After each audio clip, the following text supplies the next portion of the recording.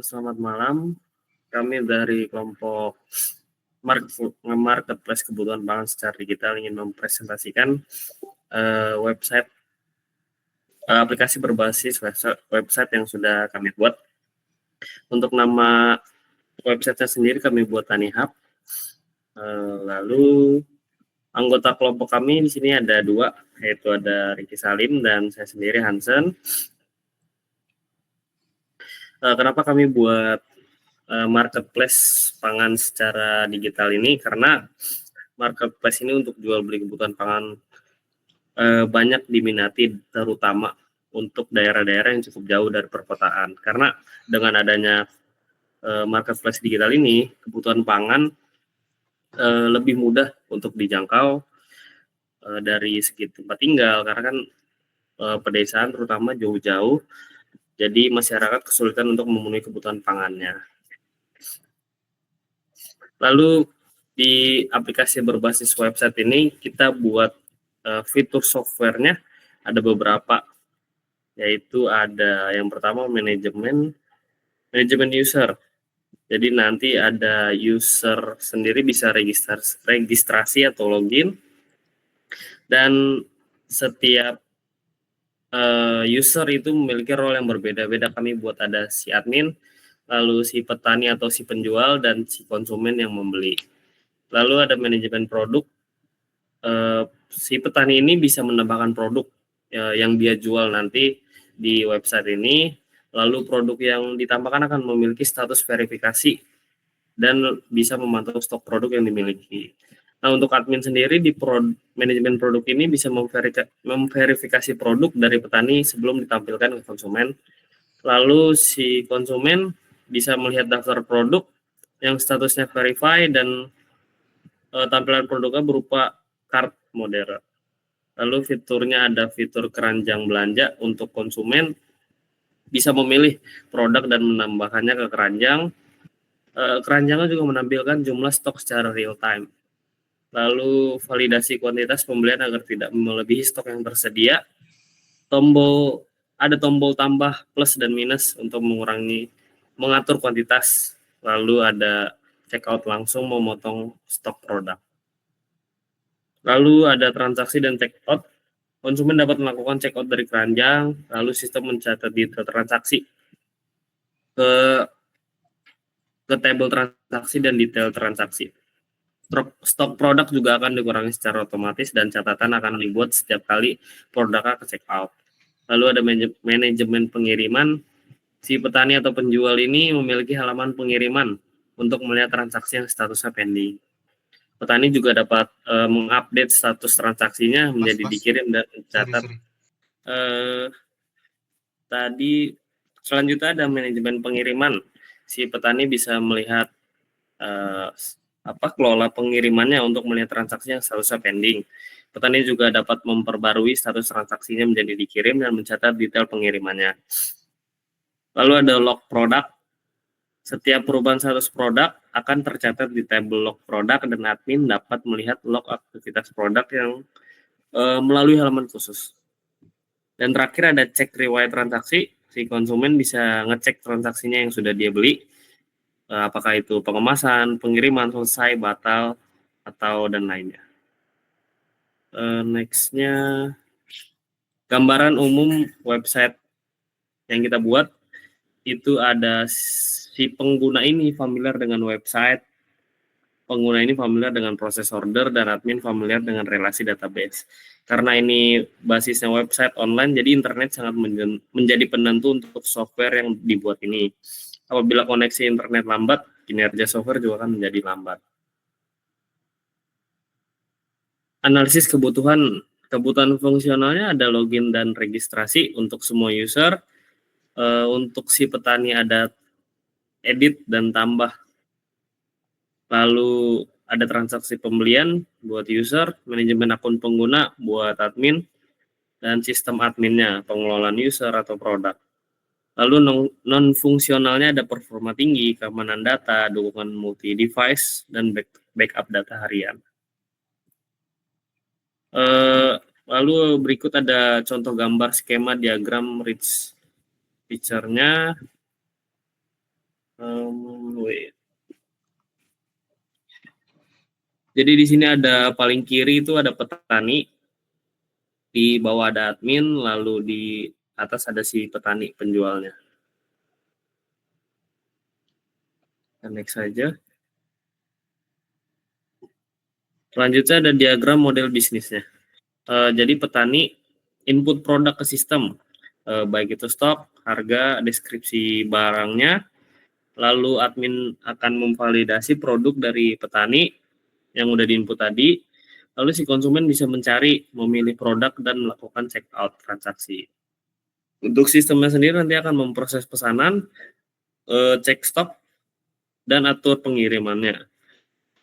Lalu nanti admin akan memonitoring transaksi, petani juga bisa melihat lalu laporan-laporannya dan log pengiriman. Berikut adalah flowchart dari 3 user. Yang pertama ada pembeli. Jadi pembeli atau konsumen bisa login, bisa regis, lihat produk-produk yang dijual oleh si petani, lalu melakukan check out dan melihat riwayat pesanannya. Si penjual atau petaninya bisa regis login juga, lalu bisa menambahkan dan mengedit produk yang ia jual nanti, terus atur pengiriman dan batal pengiriman. Dan si admin bisa regis login, lalu ada delete user, verifikasi user dan produk, dan nanti ada dashboard sistemnya dari si admin sendiri. Nextnya cepat ya. Nextnya boleh dilanjutin.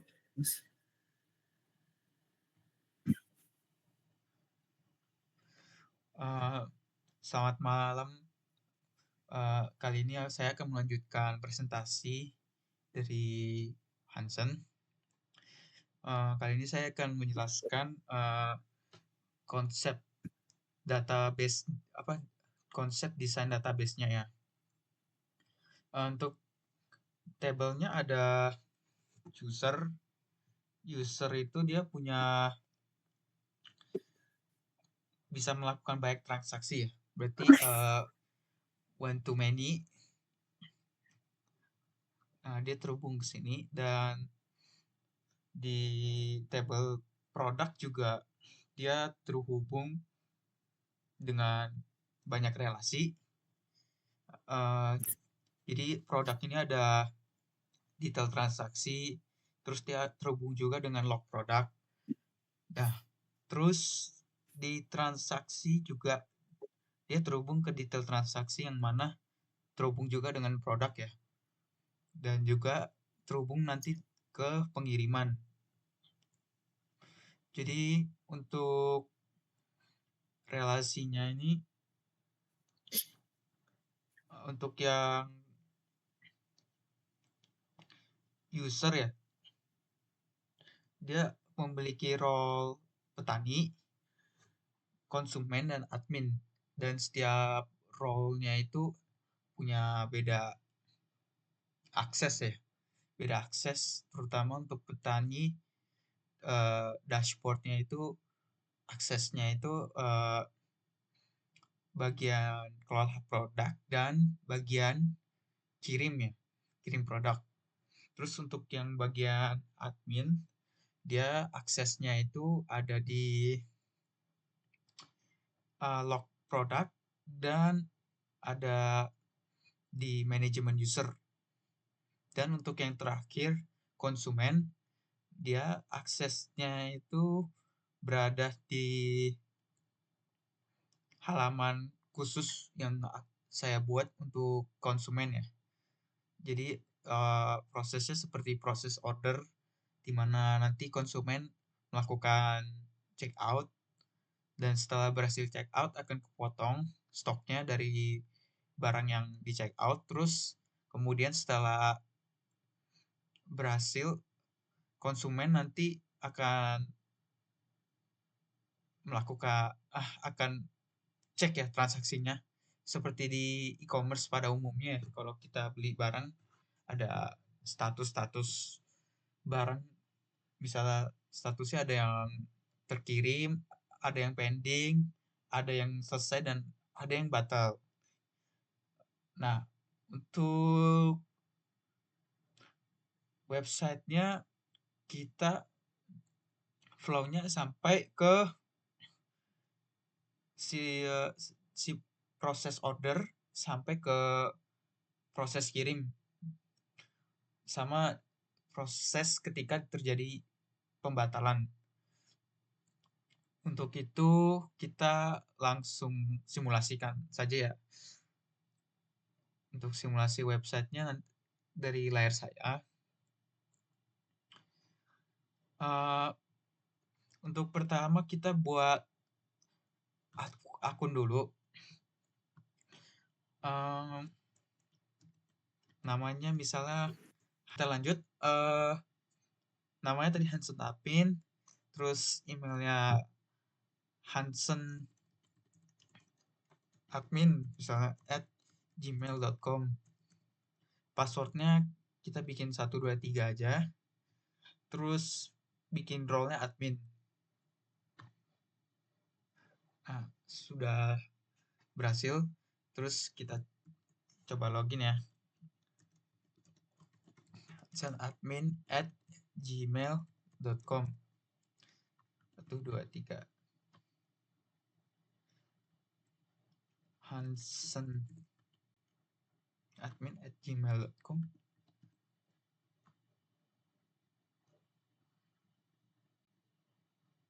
Kita coba bikin lagi ya dari awal. Namanya Hansen.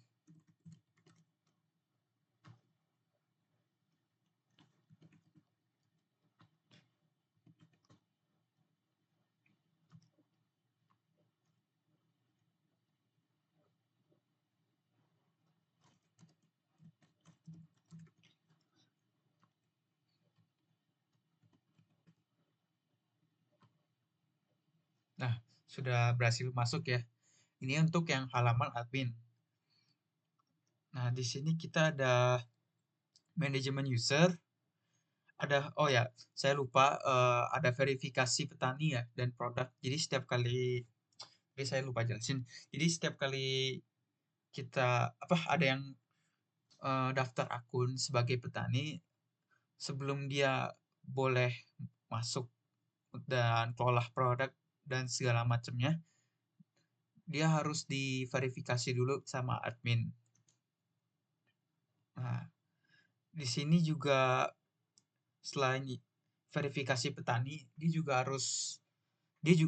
juga bisa verifikasi produk. Jadi kalau setiap kali ada petani yang misalnya mau bikin produk nih, jadi dia harus dapat persetujuan dari admin dulu supaya bisa tampil di halaman beranda konsumen ya. Dan ini untuk log produknya, jadi ini sebenarnya untuk lebih ke audit trail ya istilahnya, lebih ke untuk laporan pencatatan, cuman ini masih ada beberapa yang kurang ya, mungkin seperti pencatatan IP dan segala macamnya. Jadi kelompok kami bikin sesimpel mungkin untuk memangkas waktu ya. Kita coba untuk yang manajemen user. Misalnya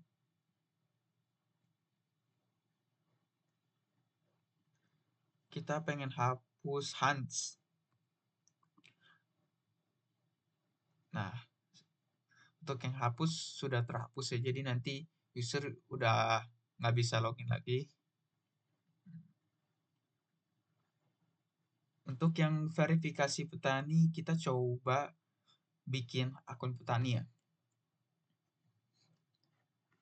Kita bikin akun petani.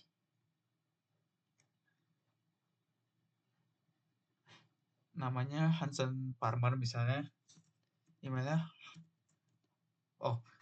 jangan deh, Ricky Farmer misalnya.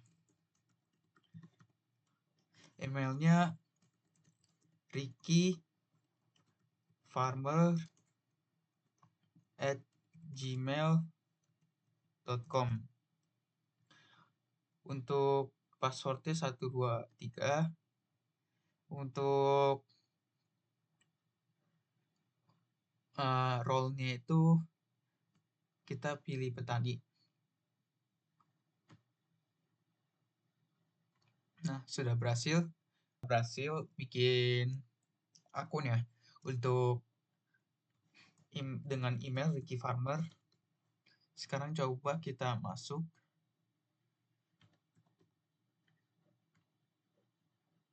Nah, ini sudah berhasil masuk. Nah, ini tadi kan di halaman admin ada yang namanya verifikasi petani ya. Nah, nanti tampilannya akan seperti ini ketika dia belum terverifikasi.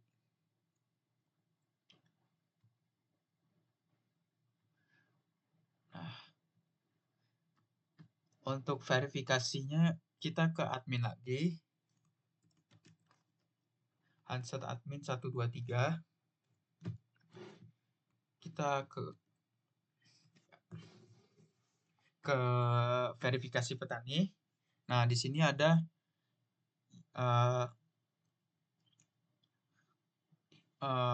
tombol namanya verifikasi dan tolak. Nah, untuk supaya si Ricky Farmer ini bisa itu, maka kita tekan tombol ini. Agar user yang role-nya petani itu bisa terverifikasi. Nah, sekarang kita ke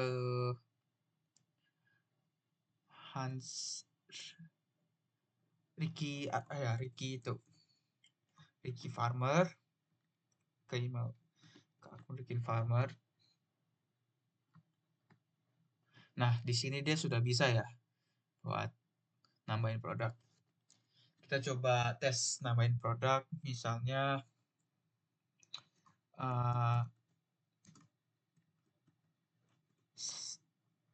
sayur kol misalnya. Ini sayur kol. Harganya 1.000. Stoknya ada 100. Kita simpan produk. Nah, di sini sudah kelihatan ya bahwa dia berhasil input produknya ke dalam daftar produk saya, tabel data produk saya. Nah, di sini kita juga bisa edit nih harganya jadi 2.000 misalnya. Nah, berhasil kan? Coba lagi deh namanya sayur kol putih. Nah, bisa. Oke, sekarang kita coba bikin akun konsumen ya untuk simulasi gimana proses ordernya. Kita coba daftar baru, namanya Bobby Konsumen. Anggap si Bobby ini konsumen. Emailnya bobbykonsumen@gmail.com. Passwordnya 123 aja. Role-nya kita kasih konsumen. Nah, sudah berhasil ya. Coba kita masuk. Nah, di sini ada pilihannya. Ada bawang merah, bawang putih, jagung, sama sayur kol.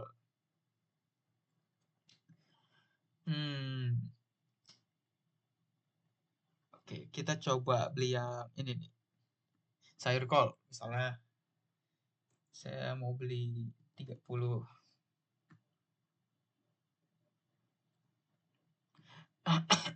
Nah, di sini di keranjang ini dia sudah masuk ya ke dalam order atau pesanan. Nah, di sini tinggal proses tombol checkout. Tinggal tekan tombol checkout. Nah, checkoutnya berhasil.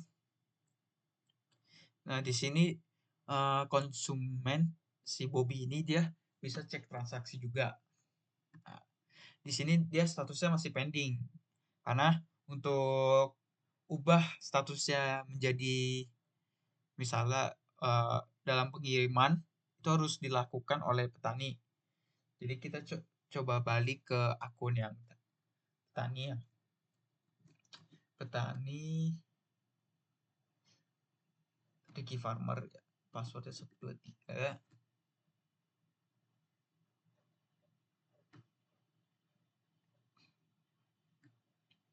Nah, di sini ada kelola pengiriman sesuai dengan yang tadi dijelaskan sama si Hansen.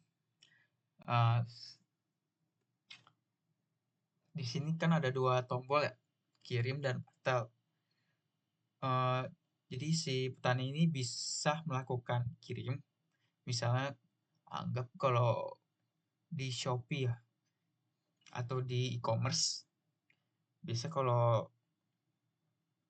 itu kan di beranda produk kan biasa kan stoknya ada, tapi misalnya ternyata habis dari yang sellernya. Nah, si petani ini bisa melakukan aksi dibatalin transaksinya dan bisa kirim juga. Untuk percobaan kita coba dua-duanya ya. Coba kita kirim dulu. Nah, di sini petani yang input alamat dan ekspedisinya.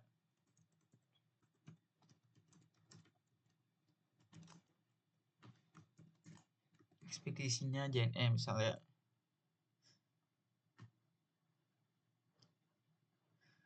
Nah, sudah berhasil ya. Untuk melihat apakah sudah berhasil, kita coba ke Bobby ya. Login sebagai konsumen.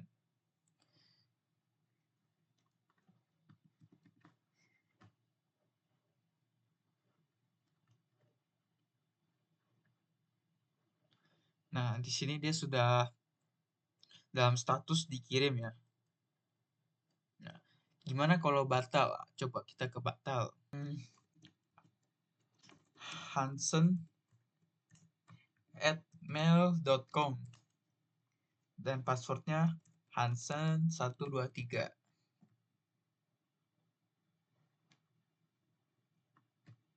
Nah, oh wait, salah. Kita check out dulu dong di konsumennya. Sorry. Nah, kita beli 10 misalnya. 10 jagung import dari Swiss. Nah, sudah berhasil ya ditambahin. Kita check out.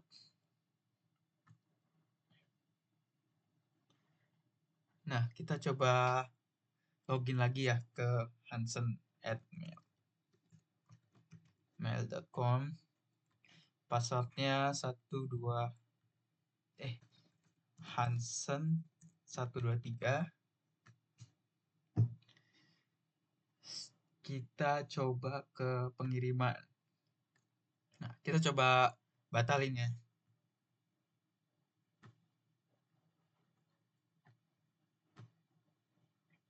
Kita login lagi sebagai si Bobby.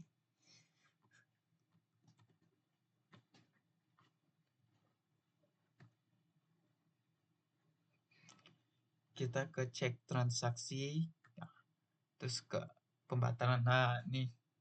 Jadi ada tercatat di ini ya riwayat transaksi bahwasan terjadi pembatalan, misalnya entah stoknya ternyata memang habis atau memang ada masalah misalnya dengan produknya, mungkin udah rusak atau apa.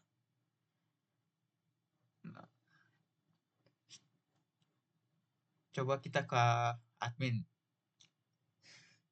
untuk mengecek apakah masuk lognya ya.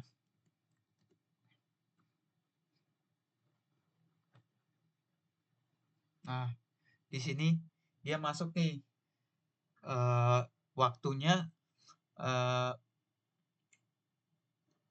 ini waktunya mungkin belum itu ya, belum.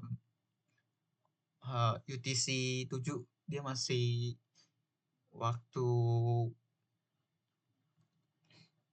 waktu bawaan ya dari PHP-nya. Belum disetting UTC-nya. Cuman log ini buat ngebaca ya. Misalnya kalau ada pembatalan, ada yang check out, ada yang dikirim. Nah, semuanya nanti dia masuknya ke sini.